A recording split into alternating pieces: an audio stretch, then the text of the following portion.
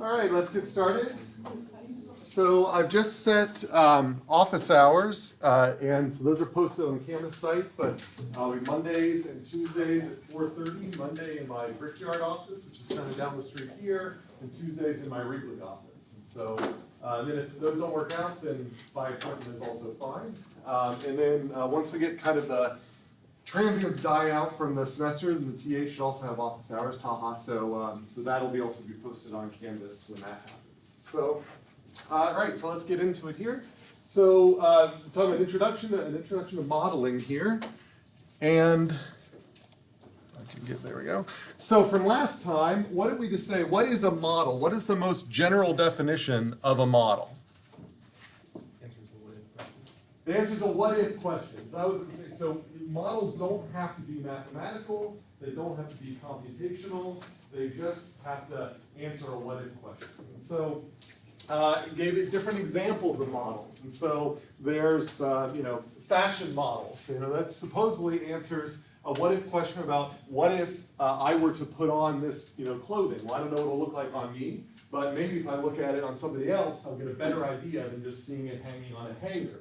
Now, of course, there's degrees of freedom there that can be misused. So even though you think you're just, looking at the fashion, they have been convinced that maybe the fashion might look different on you because they end up putting it in a model that reflects something else that you might like to look like. And so we have to, and those are effectively the assumptions of our models. And so we have to be careful about what assumptions we make, because we can end up having really good looking results that end up not being a function of whatever model or policy that we suggest, but more about the assumptions going into it. So if you were talking about evaluating a sustainability policy, you might come up with a really interesting policy and then you simulate it, but if your simulation has assumptions that are unrealistic, then the results that come out that might look favorable actually end up being results that can't be trusted because the assumptions don't really match reality.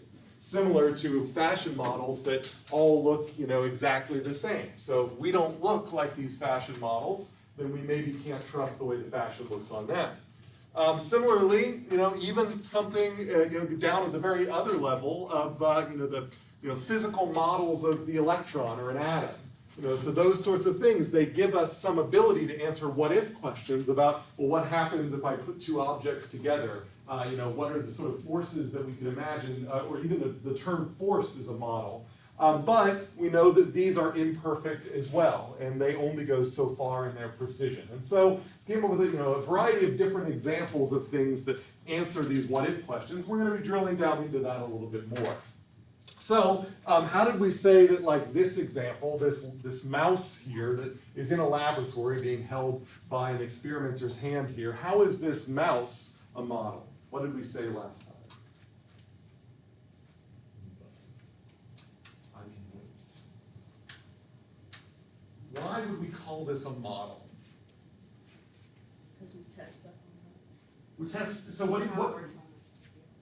So yeah, it's not if I understood you were saying we test things on the mouse to see how it works on us. Is that what you said? Yeah, did you test it? I didn't say mouse is like a control. Well, what do you mean by a control? It kind of sets the baseline. Depending on what the experiment would be, it would set the baseline of how far it goes from where it was originally to base the effect it has. So, I think what you're getting at there is if I was running an experiment on a mouse, I might need two populations of mice. Maybe one that don't have whatever the treatment is applied and one that do. And the ones that don't have it applied, you can say, well, why are you just keeping mice that you're not doing anything to? Well, it is a model for what would be normal. Because combining both of your answers together, if I can't experiment on, say, the target system, at least not yet, I might look for a surrogate. But the surrogate, just like I don't look like those fashion models, I don't look like this mouse. And so you could say, well then, how do I tell that I've made a difference? Well then that's a good point. I might need to have a control. I may need to have two mice. One that doesn't have it applied, and that's my baseline, and one that does have it applied. Look at the difference, and then I make the inference that maybe I will see a similar difference if I were to move into, say, a human trial. just use a kind of a pharmaceutical example. So it is a model because it is answering a what-if question, but we're not necessarily studying mice, we might be studying us, and that's what makes it a model for us. Similarly, let's say we've got a different laboratory scenario here. So we have a woman that is connected through, looks like some respirometry equipment, walking on a treadmill. And so is this a model system? So now I've moved from the mouse actually to a human being. So would I call this a model? Why or why not? Any thoughts? Wait for, yeah. I think it depends on what the goal is. Okay. Actually undergoing these tests and whether or not to compare that to how it would be for the whole population and in the model. But if she's just trying to get her own kind of parameters on just herself, then it's not a model.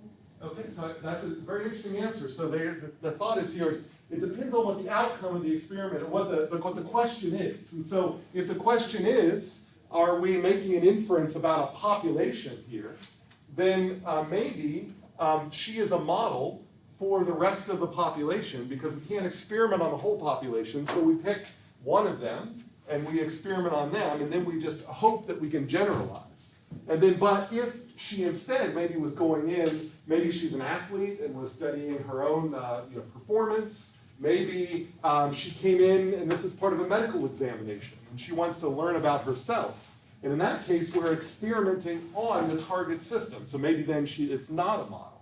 Now, does anybody, now in that latter case, maybe it's not a model argument, can anybody argue against that? Why would, let's say she's here for a medical exam, and so she's interested in herself. Why would she still, even though the target system is herself, might be considered a model? When you go in for these sorts of tests, do you do, what do they usually tell you like the night before? Or, I mean, do you just come in off the street and just immediately get rigged up to this, or do they usually ask you to do some prep work? They usually, not eat. Pardon? Not eat. So, sorry? Not eat. Not eat, that's one example, right. So they might have you put you in certain conditions which are artificial. You might have just woken up that day and you were in a bad mood, or maybe you were hungrier than usual, maybe you didn't get enough sleep as usual. So even there, even though she might be interested in some general aspect of herself over her normal day, this may not actually be her normal condition. She doesn't normally walk around with this equipment on her. And so, and likewise, if you ever get your blood pressure taken, if you ever take your blood pressure yourself and then go into a doctor's office, in a wide variety of people, then you find that this blood pressure is always higher when it's taken at a doctor's office. So even there, even when you're actually experimenting on the target system, the conditions of the experiment have a level of artificiality that makes it like, it might be much easier to generalize. Certainly, a woman of her age, if we were interested in the population of women of her age, or her herself, it probably wouldn't make sense to experiment on me. I might be a different age, a totally different physiology, different sex, those sorts of things. And so I might not, if you could experiment with her, you'll get much, much closer to your target system, but you're still never actually going to get there. So whenever you run an experiment, even when you're experimenting on the target system, you're going to make generalizations across space and across time. And this is the best you can do, but you'll never actually know for sure that, like, she may, in these results up here, it may turn out that her heart looks totally fine, or her breathing looks totally fine, but you just may not have excited the particular condition that she came in with. And so just because this test came out negative, that doesn't mean that, that you definitely cleared her of whatever the condition is. It might have just been bad luck, or it might have been something, with the experimental setting. So even then, I would claim that this is always a model, but depending on the question you're asking, the distance from the target system, and thus your ability to generalize, becomes smaller and smaller. So I think we can combine those two things together, where models will live on a continuum, and that's what we'll end up getting into here. What about this? Another target system. So here is an overhead shot of a particular intersection. This is, I think this is actually at a spot in India. And this particular intersection doesn't have any stoplights. And so what you're seeing that this traffic is coming together, and there doesn't seem to be, if you look around, actually any collisions. If we were to watch a video of this, you might imagine that it would be slowed down, that they'd slow down a little bit. But on top of that, even though this isn't a traffic circle, you can kind of see that there is a natural flow here, that although there's some people that just pile on down through the middle, it seems like most people start to kind of go around and you get kind of a traffic circle pattern going. So it just kind of self-organizes into that, which I thought was kind of a surprising effect. If you were to ask me what would happen if you had this amount of traffic with no traffic signals, I don't think I would have guessed that this would have happened. So my question here is this a model system? Why or why not? This is not in a laboratory. This is out in the field. Do I still call this a model? What do you think?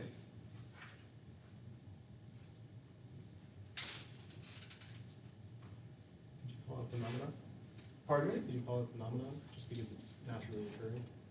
So the good question is, so I would say that certainly this meets the kind of definitions of a phenomena, but you can have phenomena like like the outcome of this experiment might be an interesting phenomenon, for example. So, but the question is the experiment as a whole that produces these phenomena, would I call this system or this image of a system a model system?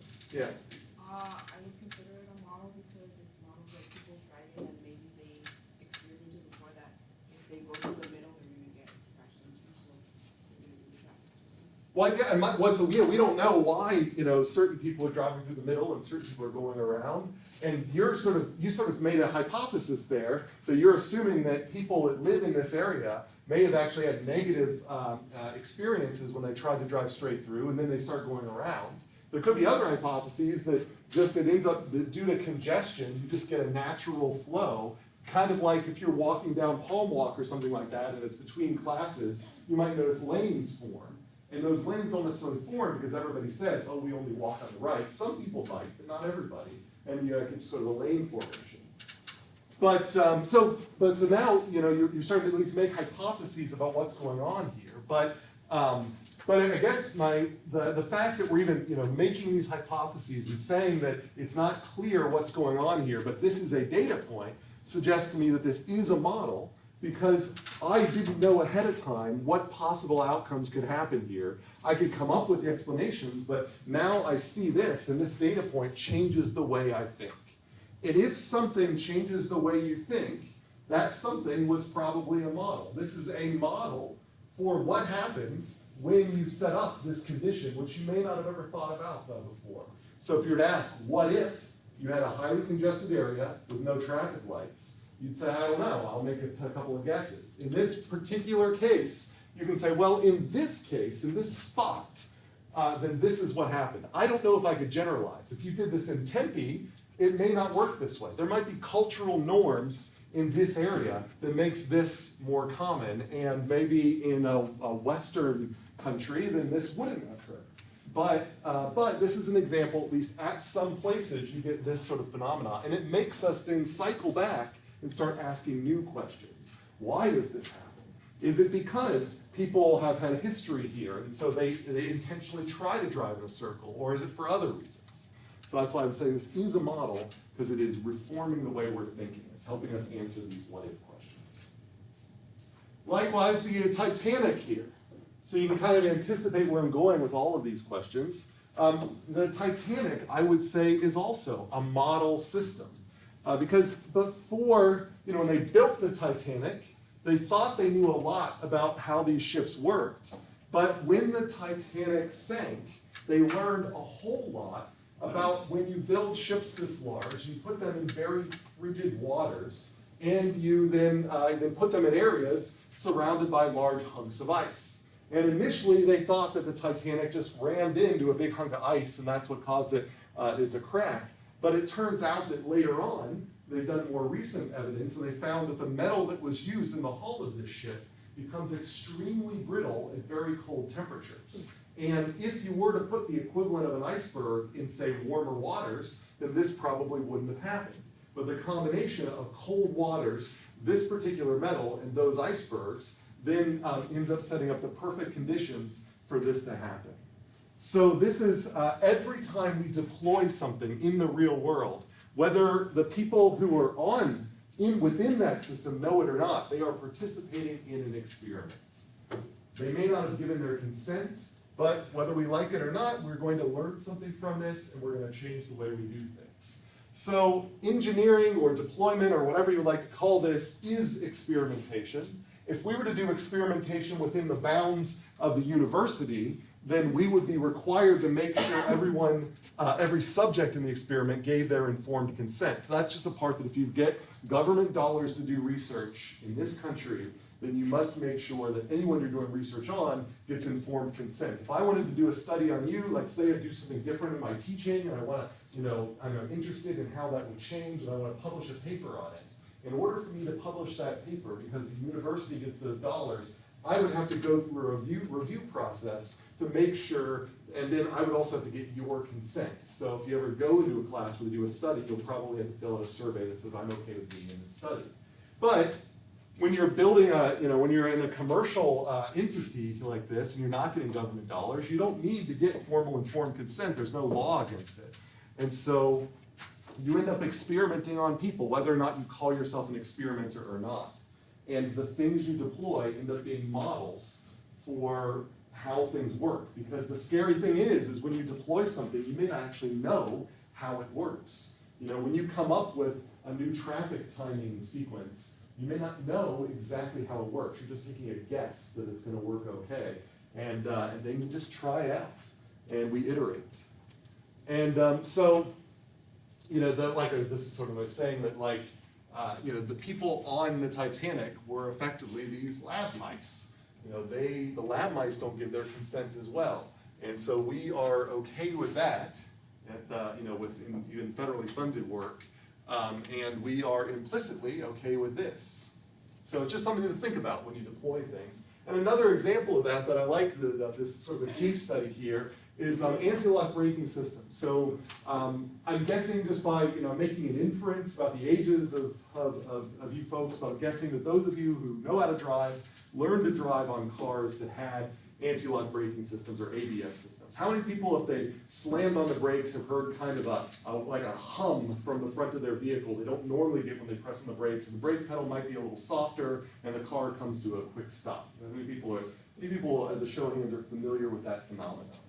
Right, so those are your anti-lock brakes kicking in. So basically, there is a system in the front of your car that detects whether you're trying to stop quickly and prevents wheel slip. And so the back in the old days, before ABS, if you slammed on your brakes, there was a chance that if your wheels stopped, your car would start sliding. And once your car is sliding, so the wheels aren't turning but your car is moving, you have no control over it. So you want to prevent that condition. And so when you have to stop quickly, you had to manually pump your brakes. You never put your foot all the way down. You put your foot down, you lift it up, you put it down, you lift it up. And you had to do that manually. And if you didn't do that, you get into a slip condition, and it might be even worse than if you just put your foot all the way down. And you were trained to do that when you learned how to drive. Nowadays, we don't have to worry about that because the computer does it for us. But when they released this technology, the old folks that learned how to drive with the manual way were really worried that the computer wasn't going to be able to do it as well as they could. So they had this fear that ABS will not work as well, and they increase their risk of a front-end collision if they were to drive with ABS. Now, it turns out that after they released ABS, they actually did see an increase in crashes immediately after cars started being deployed on the road with ABS. And that validated people's fears that maybe these computer systems were not as good as the humans at pumping the brakes. But when they actually looked closer at the data, they found out that these crashes, well, if you looked at the pairs of cars crashing into each other, the ones with the ABS were not the cars in the back, they were the cars in the front. The cars with ABS were getting rear-ended. And the reason they were getting rear-ended is that they stopped faster than the cars without ABS behind them. So you did actually put yourself into a riskier position by getting a car with ABS, not because the ABS was bad, but because it was too good. So until you had enough market penetration, then you actually were putting yourself in a riskier situation. But if you cut to a time where you have enough market penetration, then where all the cars have ABS, then you'll actually be in a safer world.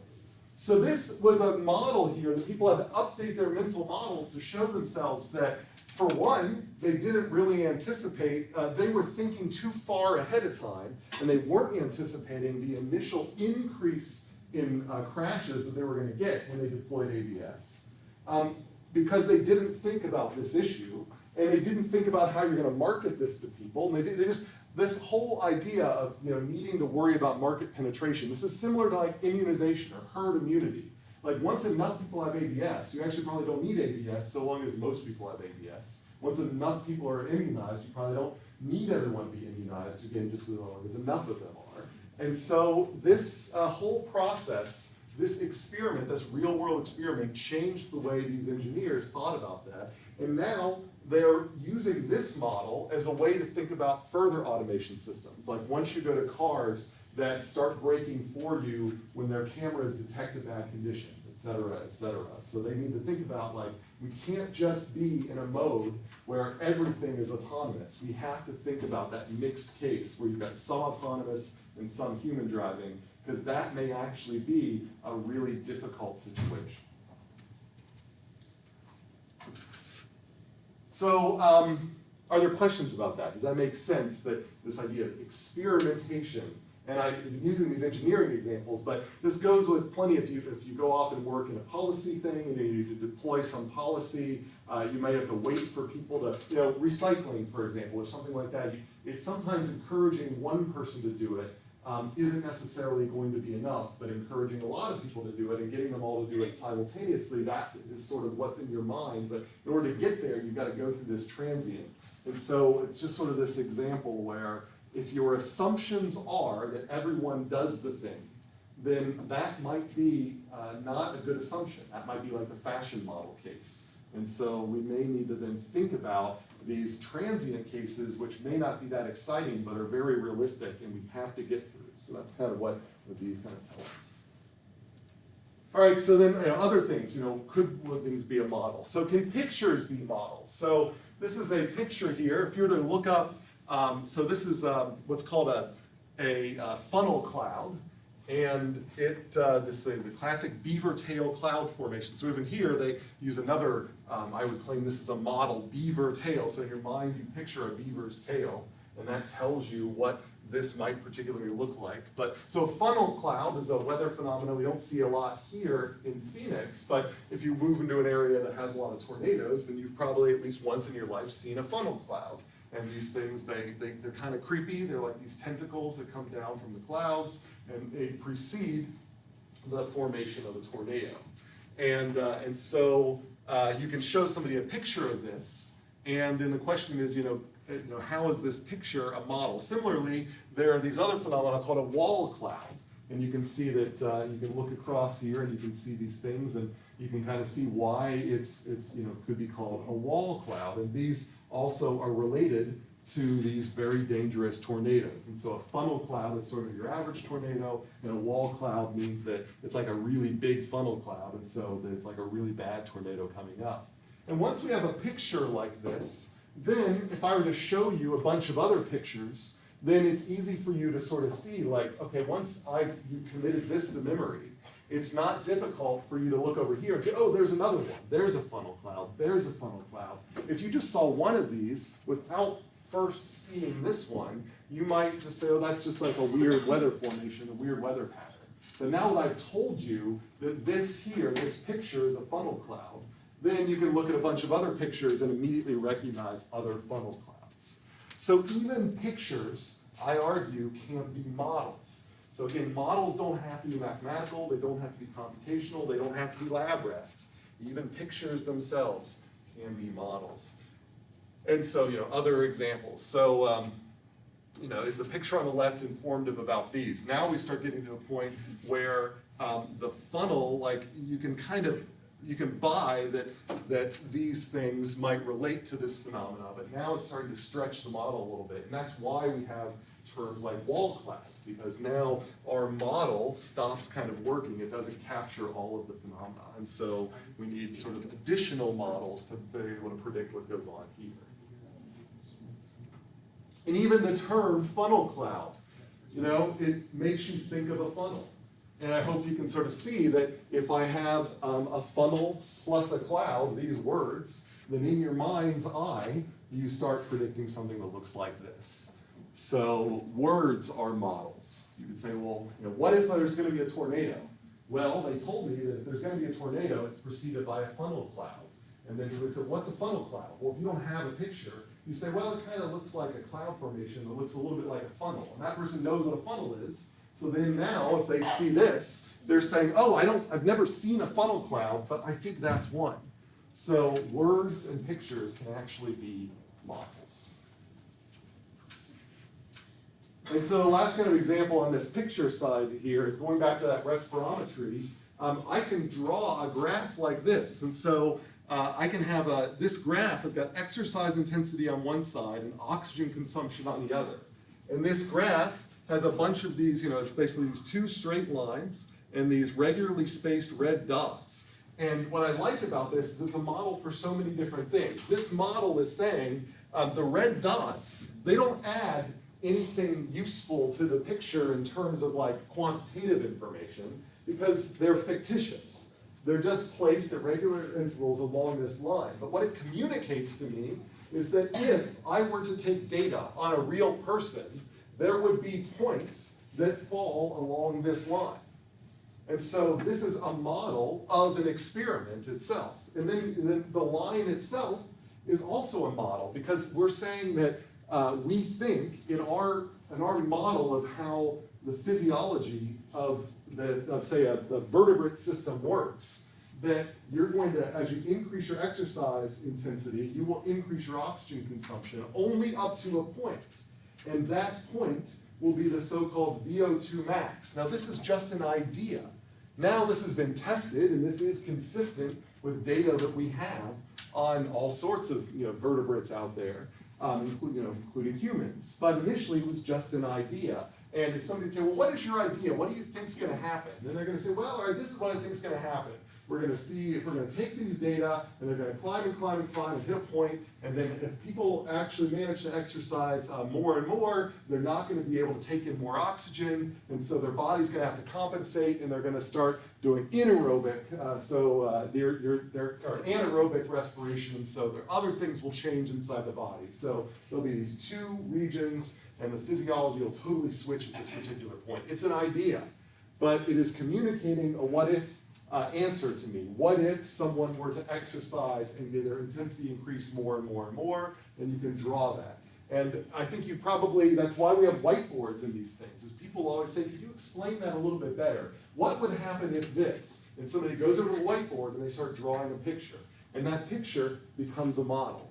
Just like over here, I have data points here, and so high school GPA on one and university GPA on the other.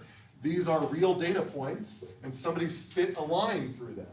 Now, I'm not saying that there's actually a causal link between high school GPA and university GPA, but it does look like there's a correlation.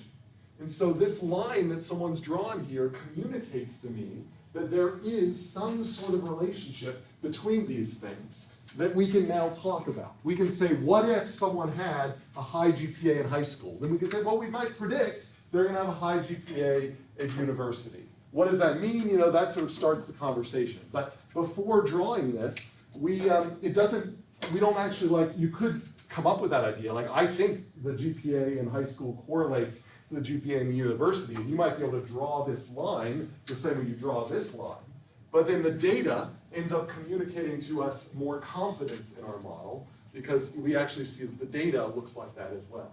So, graphs, data, lines, all these things I'm claiming are just as good, just as important models as mathematical equations.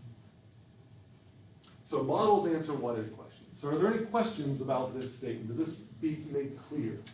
So you can imagine midterm questions where I might ask, what's the most general definition of a model? And I'll say, like, a model has to use mathematics, a model has to use a computer, things like that. And the answer that I will be looking for is something along these lines, that it doesn't actually matter what a model is made up of, it matters how you use it. That makes sense. All right. All right, so so here's another question for the class then. Well, there's this term, model citizen. So what does that come from? Why do we have this? What does that term mean? And why is the word model being used there? Take 30 seconds and talk to your neighbor and sort of say, why do we have this term model citizen? What are possible ways in which model is being used here as a useful adjective? So chat with your neighbor and then come back and I'll see what you guys have to say. For discussion? Sure. So my interpretation is like whoever the stakeholder is, whether it be the government or whatever else, sees as the most applicable or close to what values happen to whatever the laws and does the best for that society. What their sense whoever happens to be in power.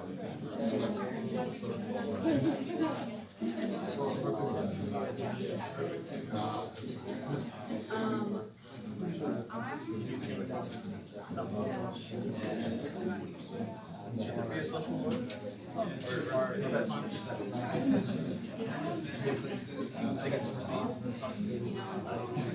I think it's easier, or it's useful when you're trying to put out. All right, let's bring it back in together.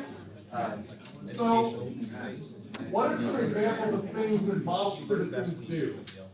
What is a model? If you are a model citizen, what's A model citizen stand. Oh wait, you just well, want. just give me one example. Okay, what you would do as a model citizen? I think that you would be kind and respectful. Do unto others as you want them to do unto you. There you go. So that's one example. Let's put a bullet of all the things a model citizen, what characterize model systems. The golden rule is one example. What's another thing a model system might do? Yeah. A model system? Model system, yeah. They file their taxes. File their tax sometime. Good, very specific. Other things that model citizens might do. Yeah. They vote. I like that. That's good. Yeah. Stop at stop signs. Stop at stop signs. These are all, I think, excellent examples. Vote, stop at stop signs, pay taxes, do unto others as you wish them to do unto you. Anything else?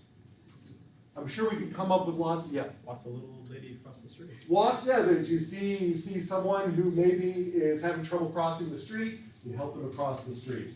These are all. How many people? Okay. So those are just a couple of things that model citizens might do. How many people view themselves as a model citizen? Right. Right? It's a fiction. There are no model citizens. We all violate these rules periodically. Maybe we don't vote sometimes. Maybe we don't always help the people across the street. Maybe sometimes we're crappy at people. And so, why is this a useful concept? If none of us are model citizens, then why do we even have the concept of a model citizen? Yeah. To strive for the ideal of how you want people to work in society.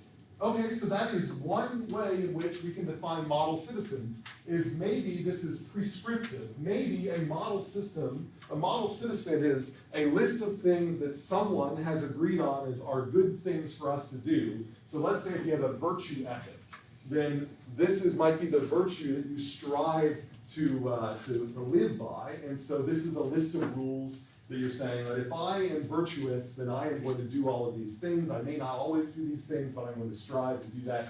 Thus, model citizen in that regard is a what-if question about, what if I was a model citizen, what would I do? It is a cookbook for how to be a model citizen. But are there other reasons? But why those particular properties? Why do we care about people voting? Why do we care about people stopping at stop signs? What is another way in which we can use model citizen that helps us understand where these otherwise arbitrary lists of rules come from? Yeah. Well, shading is also like a really powerful mechanism, so if we can convince people that this is what they're supposed to do and this is what everyone else is doing, then they might like pop up in. So this is sort of, goes along with this idea of what we want people to do. So we're saying, well, how do we get people to want, so we're saying if we publish what a model citizen is, and we all kind of come to agree that we think these are good things, and maybe we can shame people into being these things, and make it like the fashion model that we've all implicitly been shamed that we can't be above a particular weight. Well, maybe we can use that for good. But still, why these particular rules? How are these particular rules thought? Why are these, why is it good for me to stop at a stop sign? Some people don't stop at a stop sign. And, the world seems to go on okay. Some people don't vote, and the world seems to go on okay. Why these particular rules? Because they make society function best. Society functions most efficiently and enjoyably when people follow the general rules. So that's interesting. So there is the idea here is the claim is if we all are model citizens, society will function better. And that's interesting because we might take that for granted, but how do we know that that is actually true? So that's the kind of idea that it's just like that VO2 max curve. Until we took data, we didn't actually know that VO2 max idea actually was a real thing. But in this particular case, a model citizen, we can start saying things like, that if people behave in a particular way, we can start unrolling that. And we can say, what if everyone stopped at stop signs? Well, now I can design intersections. I can take that as an assumption. And I can say, if everyone stops at stop signs, then I can put stop signs in places that are interesting. Yeah.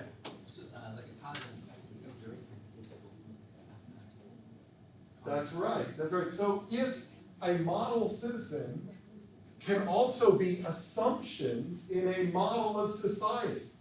So not only is a model citizen prescriptive, but before it's prescriptive, the reason why it's prescriptive is that someone else has made a really compelling argument that in some logical way they've unrolled these rules. If everyone behaves in this way, then we get to an outcome that we all agree sounds like a good outcome. So people will say, if we all vote, then we get the leaders that a large fraction of us vote. And that's very logical. In our heads, we buy that argument. Oh yeah, that makes sense. If everyone votes, and then we only pick the leaders according to the vote, then at least those leaders will be, agreeable with at least a plurality, if not a majority of the population. But then, of course, not everybody votes, and you have that sort of issue. But at least the argument sounds good to begin with. So a model citizen is as much prescriptive on what we should do as it is a list of assumptions for a model of society. And so that's really where we initially got the term model citizen, is that it were the assumptions for a societal model. But because we believe in that societal model, then now they become prescriptive. If you run a stop sign, somebody's going to say, hey, you idiot, why'd you run that stop sign? If you would stop at stop signs, we would get the society that we want. And that's effectively what you're saying when you're driving a car. I mean, more immediately, you might say, if you're in that car, you can say, hey, I could have gotten hit. But even if you're not in the car, you could say, you're an idiot. You could have gotten hit, and you could have put someone else's life at risk because you ran that stop sign or that stoplight. Now, of course, sometimes you don't see the stop sign. So you have to, in your model of society, if you want to make it more realistic, you have to add a compliance. And so for every list of your model citizen, then you have to have a percentage of stop at stop signs. What's the likelihood of them stopping at stop signs? So, 85%, and so on and so forth. Even a speed limit. When civil engineers and city planners design speed limits, that is not actually meant to be an upper limit. That's meant to be an 85th percentile. In other words, 85% of the people who drive on that road are that limit or below. And so, well, I wouldn't call it a recommendation, but I would say that when they are evaluating whether they need to add enforcement, they don't ask, did everybody drive the speed limit? They asked, did 85% of the people drive the speed limit? And if they didn't, then they throw in more cops, they do other sorts of things, etc. So that's kind of where we get this model system. All right, so we're going to close this out today with recognizing our mental models. Then we're going to start an exercise that will be due Sunday. You submit it on Canvas. A lot of you will probably finish it today. We're going to focus on a particular type of model, mental models, before we go into starting to get more quantitative next week. So I show you a picture like this. What do you see? So take 30 seconds, talk to your neighbor, and chat about what you see when you look at this picture. What are just some of the things you see?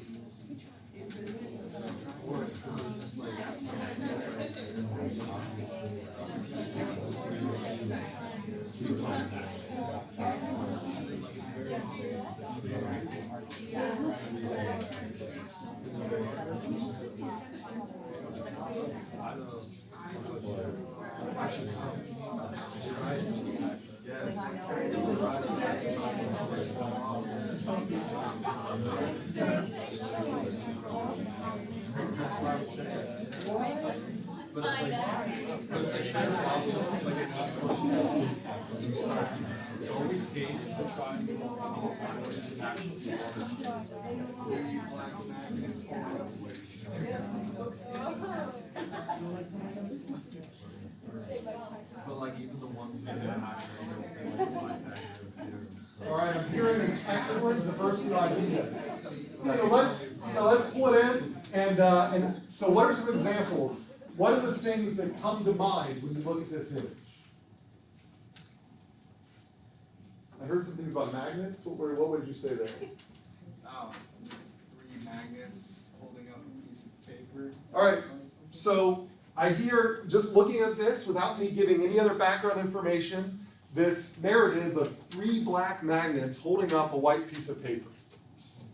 Anybody else? Pac-Man. So I assume people are familiar with Pac-Man. So what do you mean by Pac-Man? The black things look like Pac-Man. Okay. And then go ahead. Adding on to her Pac-Man theory, I felt like maybe all of the most strongest Pac-Man of the Pac-Man universe came together and formed this like Pac-Man Trinity. Pac-Man Trinity. So we're adding, there's a rich, I would like to watch that movie. Like there is a rich story developing here from this picture about the 3 strongest Pac-Men coming together. I've heard, believe it or not, when I ask this question to other students, some people come up with a story like there's something hidden in the middle that they're all searching for, and they go on. It's a very long and intricate thing about why they're coming together and they're entering a room. A lot here that's not immediately on the page. Anything else? Other things that you see? How about from this side of the room?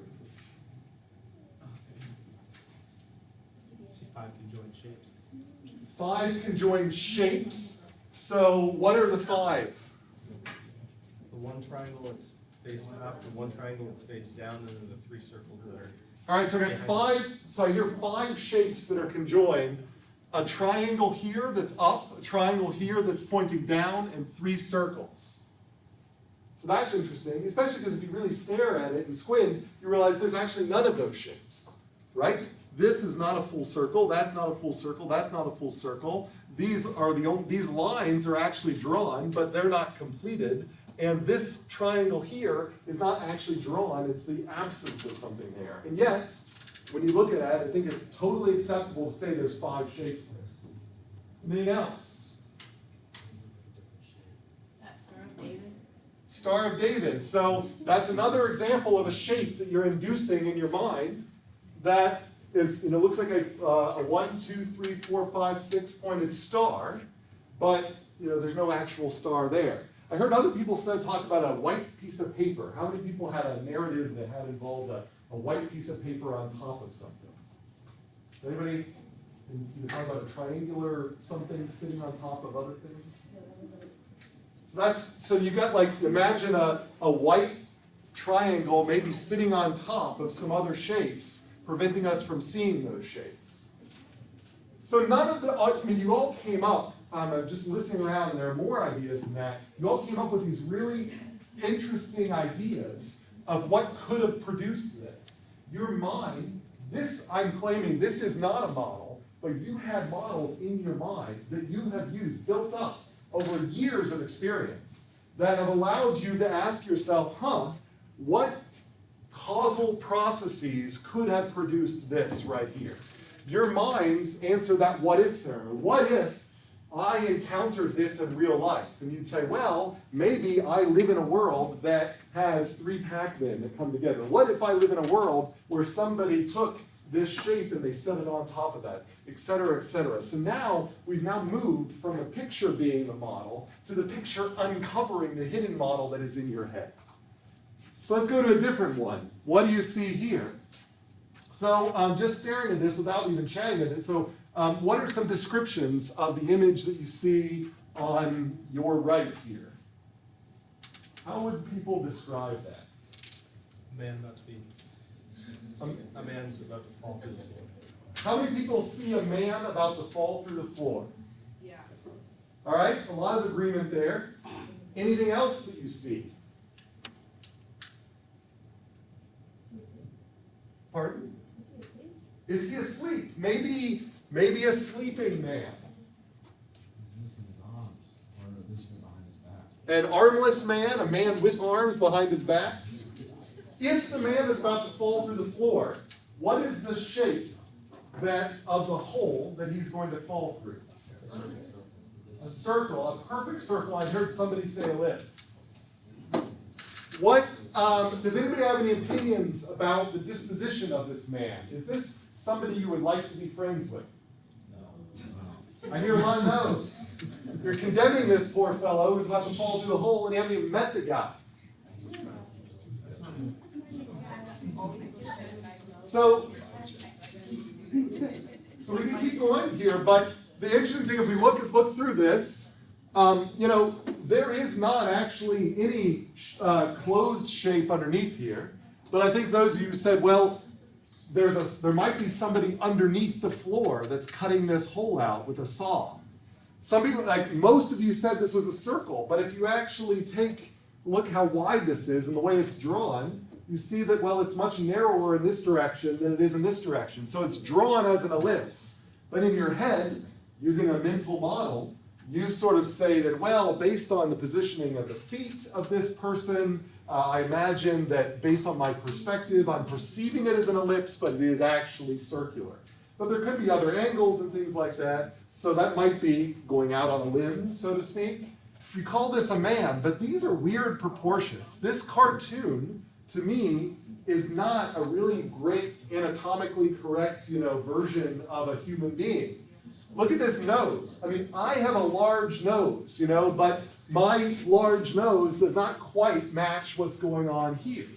The tiny little head here, the ear, the things don't quite match, but yet we see a person.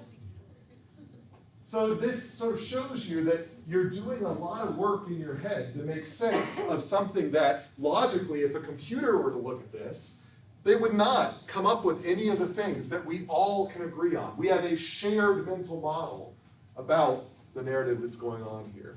Similarly, this is sort of a famous painting here, where I think it's in the Louvre right now, that you can see this what I think we all can maybe agree looks kind of like 2 bicycles where they share the front wheel.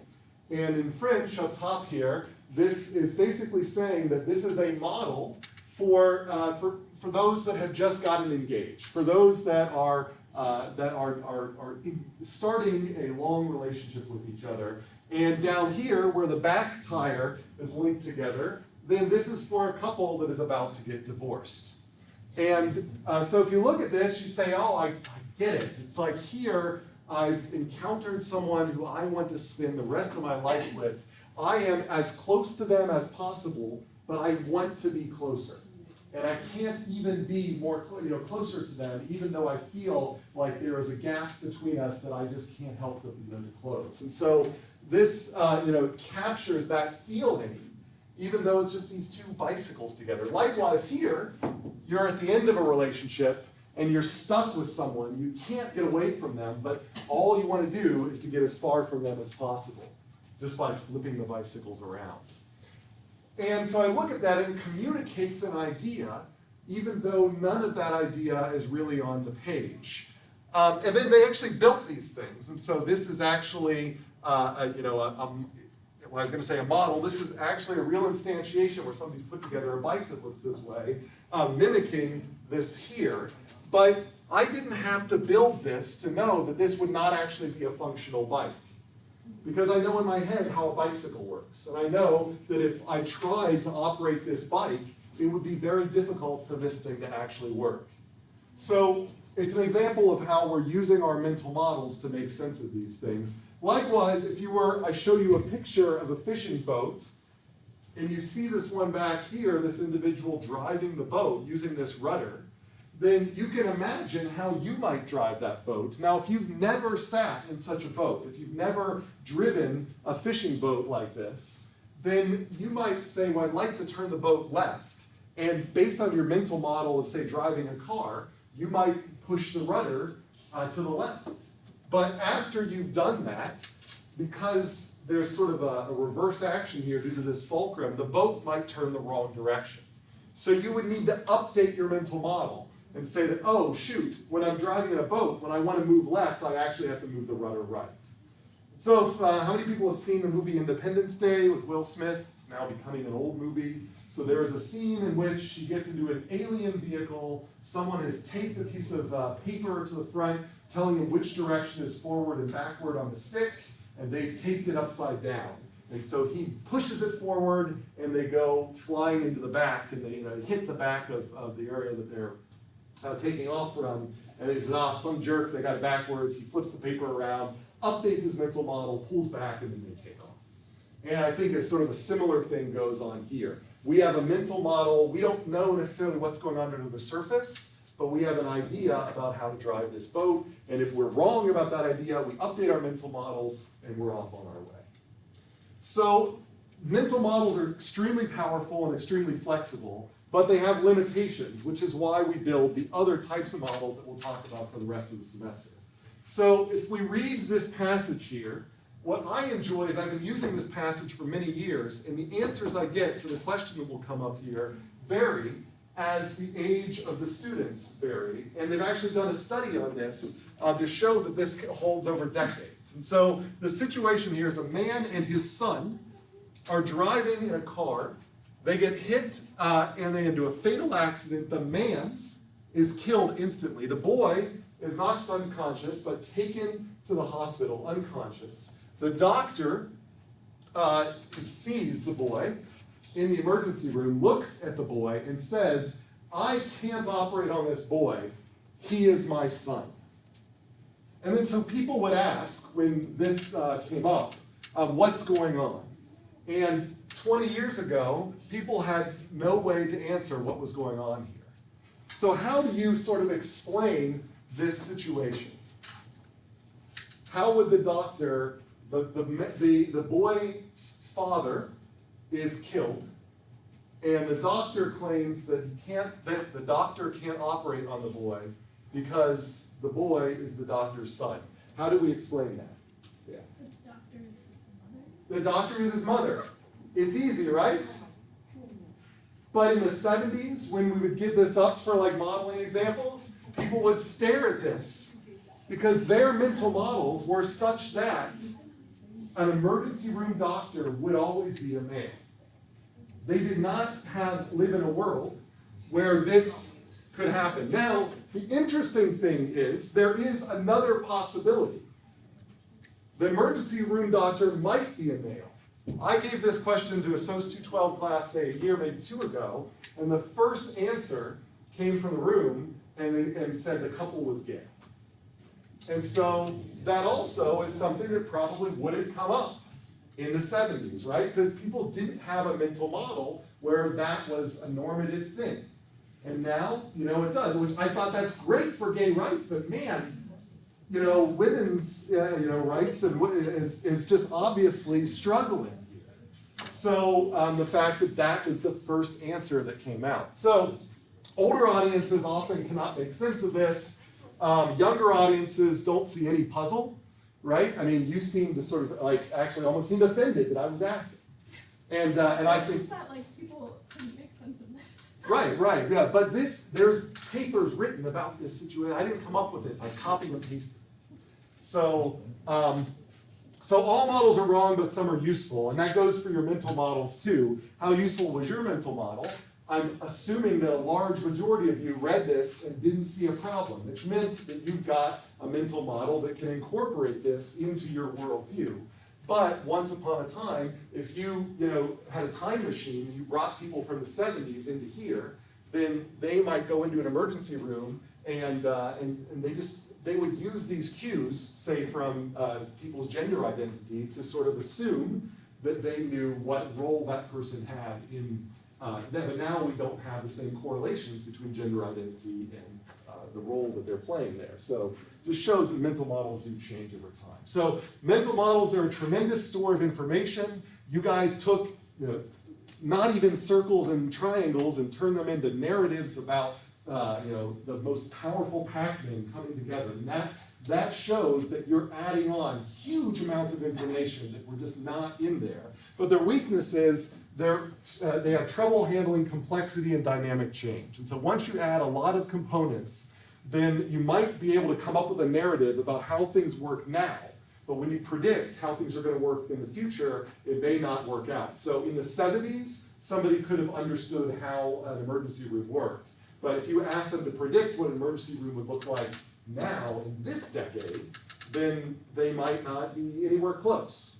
So mental models sometimes have to be put aside, and that's where we get these quantitative models. They're much better at handling complexity and dynamic change. They can be unrolled over long periods of time. The downside is we have to choose what little information goes into them to make them tractable. And that's the reason why social scientists will often criticize systems theory in general, or mental models, because from the social sciences, there is a culture where you embrace all of this vast history and you make a statement about now, and you don't even try to make predictions about the future. And thus, they look at these and say, this is far too simplistic to describe a population. So what are the uses of these quantitative modeling? And so there's three major uses I'm calling inference, narrative, and prediction. So when I talk about prediction, those are the ones we're most familiar with. When you turn on the weather to figure out what the weather's going to look like for the next 10 days, the weather person might say, we have models that predict that next Tuesday it's going to rain. And so you've already heard that. They've got a computer model running somewhere, and it takes the current conditions and it unrolls them a couple of days, and it says that based on where the clouds are now and the moisture and everything else, that we predict there's going to be a cloud over Tempe on Tuesday, and there will be a such and such chance of rain. So that's predicting what's actually going to happen based on data that you have now. So that's one use of quantitative modeling. But we also can make inferences. And so a prediction is looking forward, and inference is kind of looking within. And so I've taken a bunch of data, and I can't make sense of the data, so I build a statistical model. And that statistical model shows me that there is a relationship between these two factors. So I might have a GPA in high school and GPA in university, and there's a relationship there. So by inference, I'm inferring something at a lower order level, so at a simpler thing from a complicated piece of data. So once I get enough data, I see a pattern and I make an inference. And so inference is related to experimentation. I experiment on something, I get data, and I come up with a model that explains that data, and then I use that model as a surrogate for the real world, because I don't know what's going on in the real world. Like, I don't actually know what makes up physical matter, but it turns out a model that incorporates electrons does a pretty good job fitting the data. So I make an inference that I can just assume that electrons exist, and I don't actually care if they actually do or not. And the third use is narrative. So sometimes I have already a good idea of what's going on, but I don't want to use the math that I've used to make that result, because I know it's just not gonna sell the idea. And so I have to come up with an alternative model that makes a convincing argument, albeit maybe not as precise as one. So this was an example back when Obama was president. He had this recovery plan where a huge stimulus package went into, that would basically pump government money into a number of different ventures to try to get the economy going. And so they drew graphs like this that, so here's back when they were going to start the stimulus, and this is projecting forward to 2014. And they've got this, this dash, and this percent is this unemployment that's plotted here. And they show here is our predicted unemployment with the recovery plan and without the recovery plan. And so now they've made a much more convincing argument that, because somebody could say, that, oh yeah, I believe you that unemployment is going to go down if you pump money into the economy, but how much is it going to go down? Well, by showing them this model here, by showing them this graphically, then you can see that, well, actually, it cuts unemployment quite a bit, and it does this over a pretty large envelope here. And so that makes a much more compelling argument. So we can use models as narratives. Sometimes you already have the result in an Excel spreadsheet, but if you animate it in a simulation, people believe it much more than just seeing a column of numbers. Now, that can be misused as well. So here is a plot here. This is data. These are from 1900 to 2010. Up here, this is carbon dioxide in parts per million. We see the red line is global temperature. There's a blue line that's kind of hidden on top of because the green line is overlapping it. The green line is at a particular location in Antarctica. The blue line is in Hawaii. So this is showing that we've got a global trend and a trend in Antarctica and a trend in Hawaii, and they all seem to kind of agree. And you can see that they are, this is increasing pretty convincingly. But that's over this long time window of 110 years.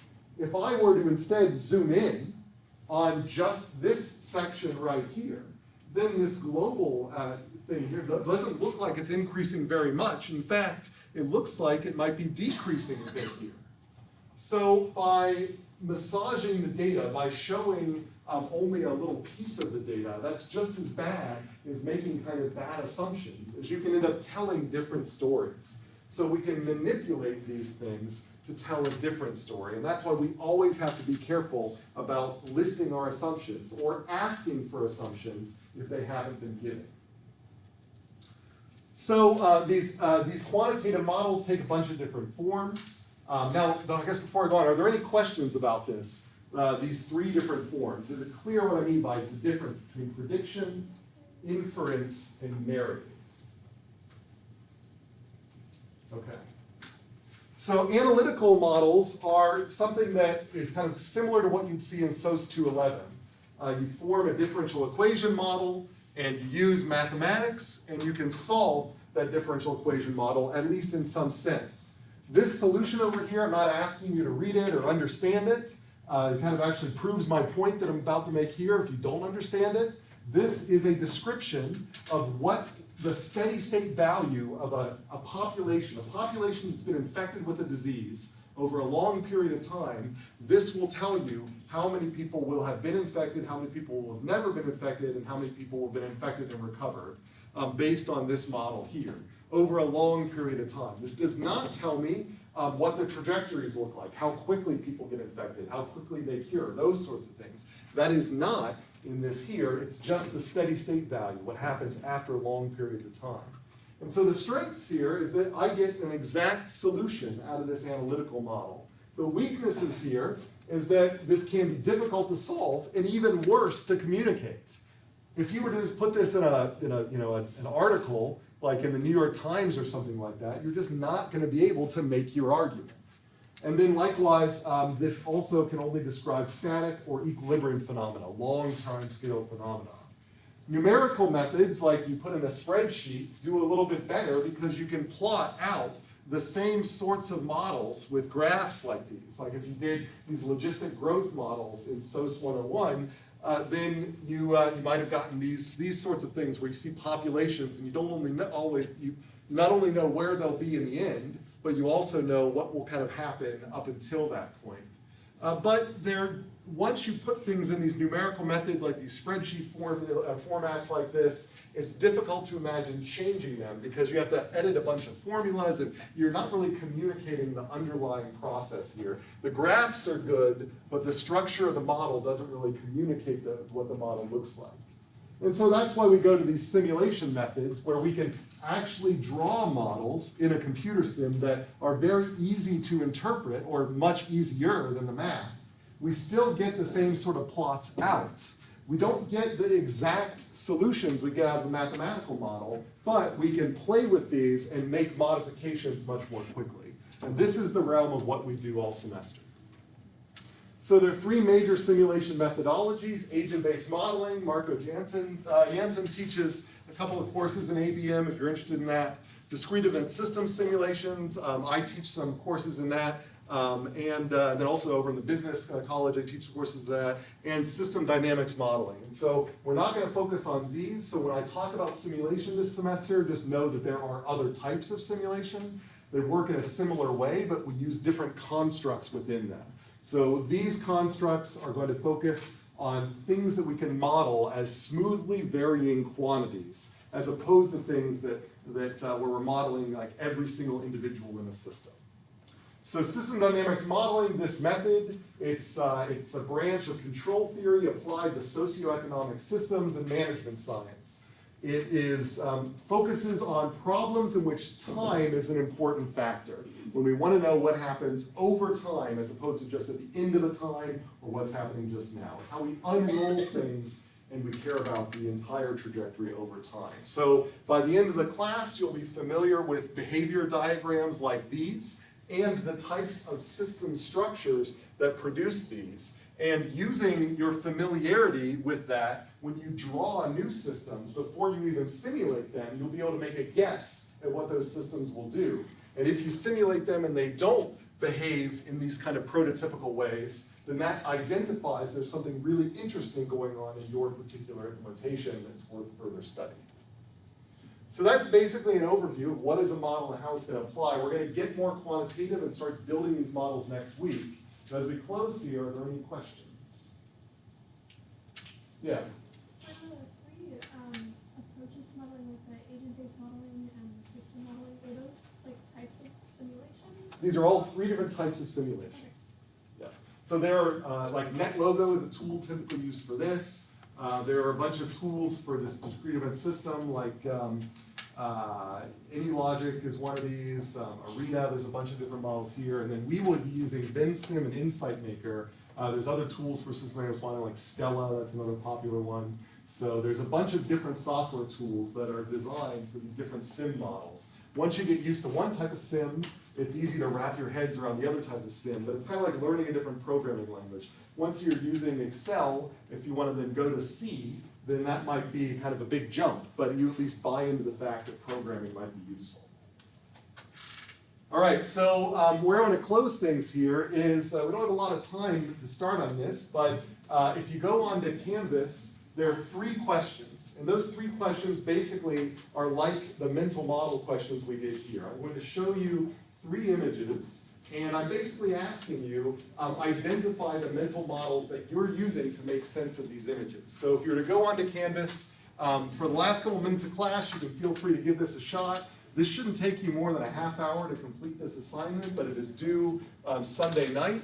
Just concise answers in your own words that capture this, what you think is going on when you're making sense of these things. And then there is a muddiest point due Sunday. So that's just the thing that's sort of like, what are the highlights of this week from your perspective? And then start reading chapter 1, because we'll go over chapter 1 on Tuesday. And we'll start Tuesday with a 10-minute kind of quiz over chapter 1. And there is a reading exercise. There's a couple of questions about chapter 1 due Monday night. That's just sort of to help you lead you through the chapter. So any questions about that? All right, so the last thing then is the attendance exercise. So so do the same thing we did last time. Either go to this URL or scan that QR code or tear off a sheet of paper and put your ASU Write username up here. And the question that I will ask is what type of model capitalizes on your personal experience, but is very bad at making predictions of complex systems into the future.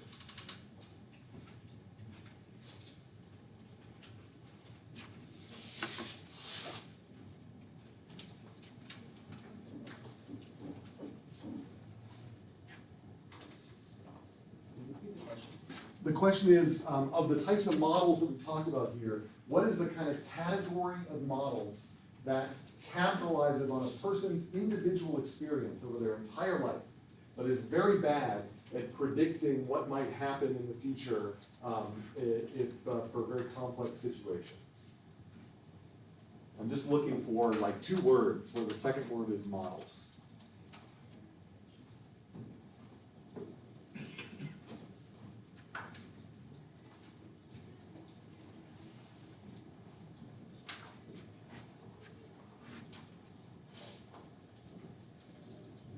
And otherwise, that's all I've got for you today. So if you'd like to log into Canvas and work on that, I don't think people didn't start coming in until at least 15 minutes later. So you probably could knock out that whole assignment if you've got the time. And I'll hang around as I clean up here. Yeah, I'm just looking for what's 2 words that describes the category of models that capitalizes on your own personal, individual experience of your whole life, but is very bad at sort of predicting the outcome of complex systems over time. Got it. On Canvas. Oh, shoot, yeah. Well, you know why? Because I think it will automatically unlock the end of class. I meant to unlock it in the middle, so that's my fault. See, that's what I said.